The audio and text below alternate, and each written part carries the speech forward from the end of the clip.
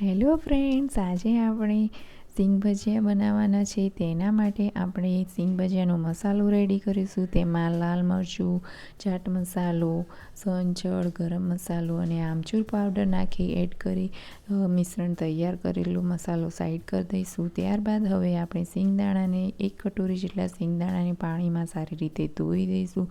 1 કટોરી સિંગદાણા સામે અડધી કટોરી જ બેસન લેવાનું છે. તેમાં હળદર, લાલ મરચું, ધાણા જીરું પાવડર, હિંગ અને મીઠું નાખી લીંબુ નીચોવી દો અને પાણી વડે તેનું થીક બેટર તૈયાર કરો. હવે આ થીક બેટરની અંદર આપણે સિંગદાણા નાખીશું અને મિશ્રણને હલાવી દઈશું. ત્યારબાદ હવે ગેસને હાઈ ફ્લેમ પર તેલ ગરમ કરીશું. ત્યારબાદ હવે ગેસની ફ્લેમ સ્લો કરી અને આ સિંગદાણાનું તૈયાર કરેલું બેટર અંદર એડ કરવાનું છે અને તેની અંદર લમ્સ ના પડે તે માટે આપણે વેલણ કે લાકડાની કોઈ પણ દંડી વડે આ રીતે તેને અલગ કરતા રહેવાનું છે. આ ગોલ્ડન ક્રિસ્પી કલરના સિંગ ભજીયા રેડી ના થાય ત્યાં સુધી ફ્રાય કરવાના છે.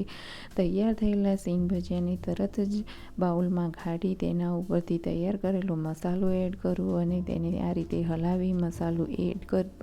તૈયાર છે આપણા સિંગ ભજીયા. લાઈક